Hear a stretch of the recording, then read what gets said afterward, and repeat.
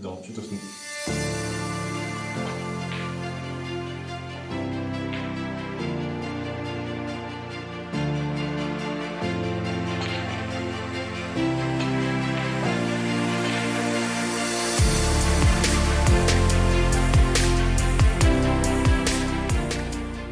Bonjour à tous et bienvenue dans cette nouvelle vidéo où je vais vous montrer les clés du break building, comment faire des breaks et qu'est-ce qui se passe dans la tête d'un joueur lorsqu'il réalise un break.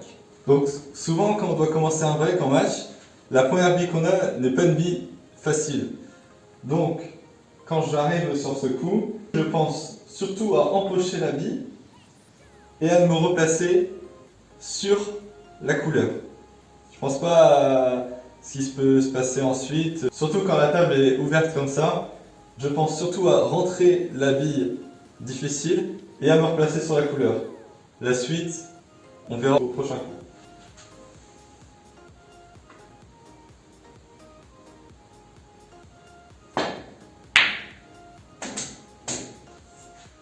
Quand je rentre la bille difficile et que je me replace dans une position favorable pour entrer la noire, c'est maintenant que se déclenchent les deux coups d'avance. Au snooker ou dans tous les billards à poche, on dit il faut se replacer, il faut penser deux coups à l'avance par rapport au coup qu'on va jouer. C'est-à-dire que là, je joue une couleur, je vais penser au replacement de la rouge pour me replacer sur la couleur d'après. Bien sûr, quand on a une table ouverte, on va se projeter sur le break, comment on va le faire. Là, je peux observer que je suis sur la noire. Là, il y a 6 rouges. Ces 6 rouges-là qui sont ouvertes. Je peux imaginer que je vais rentrer ces 6 rouges. Ensuite, me replacer soit sur cette bille-là qui passe ici, pour essayer d'ouvrir le tas, soit me replacer sur la noire et jouer ici pour débloquer un maximum. Donc là, pour l'exemple, je vais jouer la noire, faire un stop shot, venir ici, jouer la rouge pour me replacer sur la noire.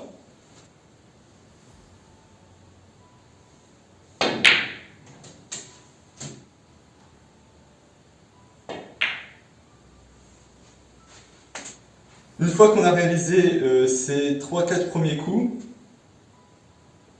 pour se remettre vraiment dans le droit chemin et qu'on a un plan, lorsqu'on se replace sur la rouge, là quand je me suis replacé sur la rouge, j'ai observé au préalable la table et j'ai vu que la noire passait tout juste dans cette poche-là. Ce qui fait que quand on fait un break, le plus important c'est de libérer un maximum, le plus rapidement, les alentours de la noire ou de la rose ou la bille qui est le plus propice à vous apporter des points lors du break.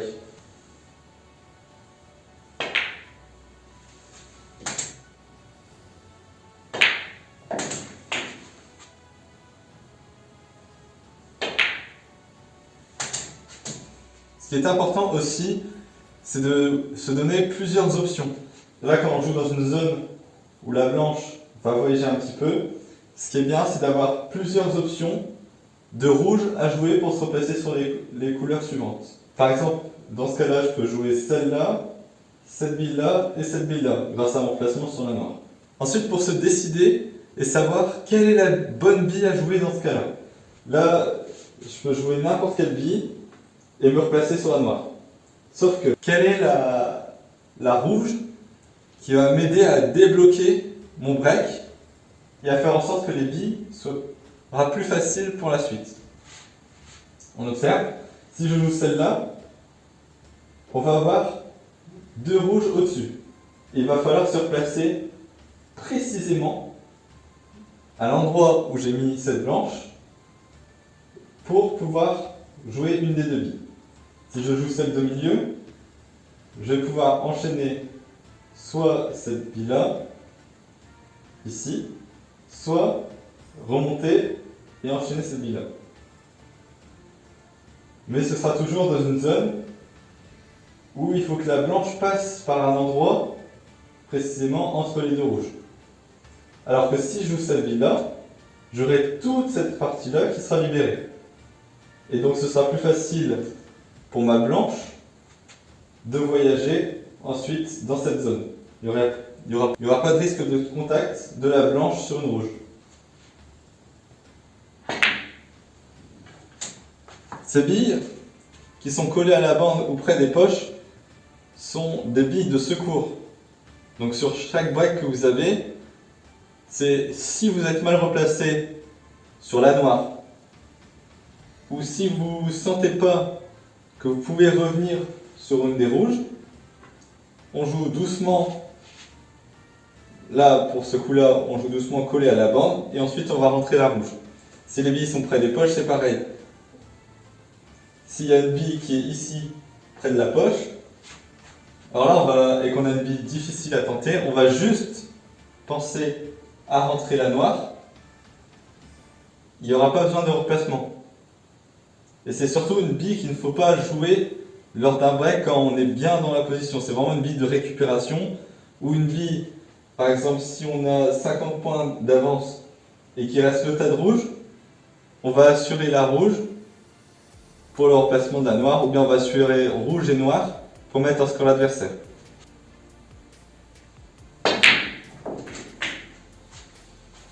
Dès qu'on a une opportunité dans le break, là on a vidé 4 rouges, il ne reste plus que 2 ouvertes.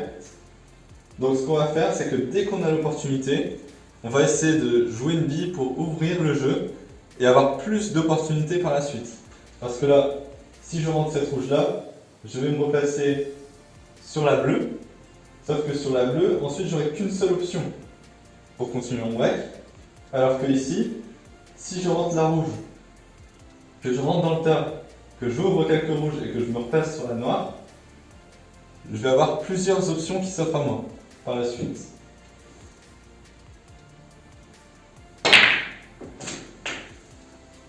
Donc là c'est le meilleur exemple, je viens d'ouvrir les rouges. Et donc, j'ai le noir qui va être difficile, c'est le noir de récupération. Mais je vais pouvoir me donner plusieurs options grâce à ce coup.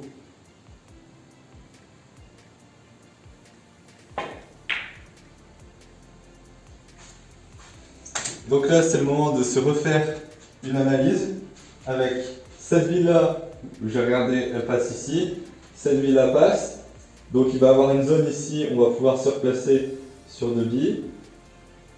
Dès qu'on aura mis cette bille-là, la rose va se remettre sur son spot, donc elle va libérer cette rouge-là. Donc on va pouvoir enchaîner 4 rouges assez facilement. Toujours en se gardant l'option de la rouge ici qui est collée à la bande près de la poche.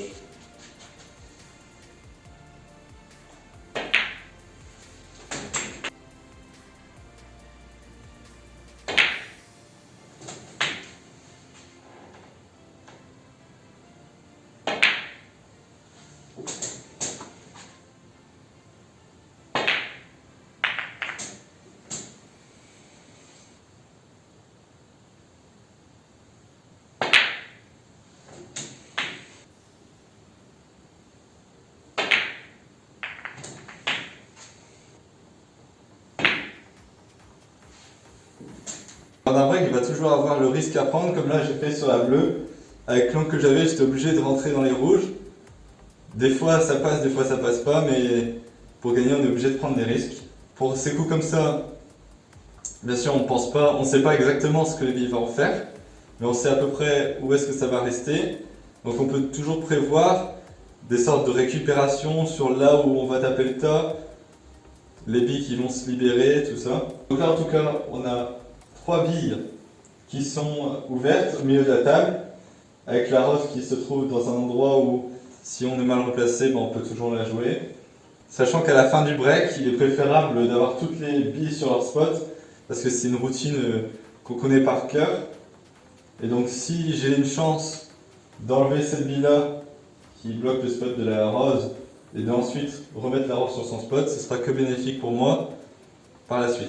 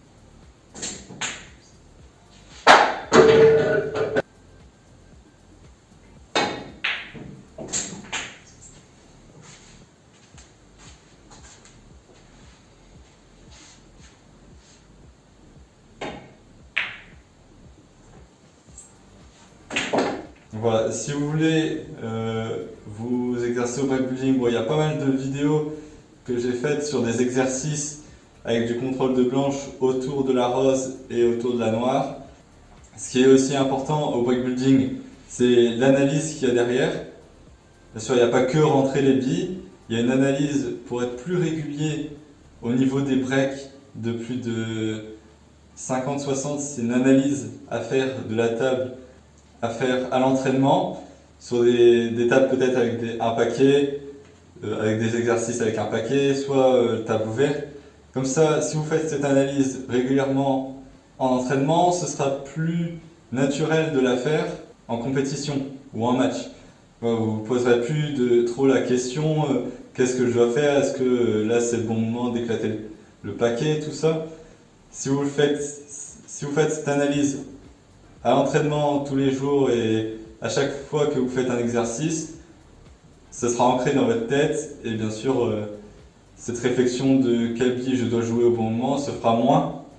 Elle se fera toujours bien évidemment, parce qu'il faut toujours prévoir ses coups à l'avance, mais elle se fera plus naturellement et ça vous aidera à vous concentrer vraiment que sur l'empochage et le replacement de votre blanche sur les coups. Pas à penser quelle bille je dois jouer ensuite, etc. Donc j'espère que cette vidéo de tuto snook vous a plu et qu'elle vous permettra de progresser en breakbuilding. Merci à tous d'avoir regardé cette vidéo. N'hésite pas à aimer et à partager. Tu peux aussi t'abonner à ma chaîne YouTube pour suivre mes prochaines aventures et mes prochaines vidéos.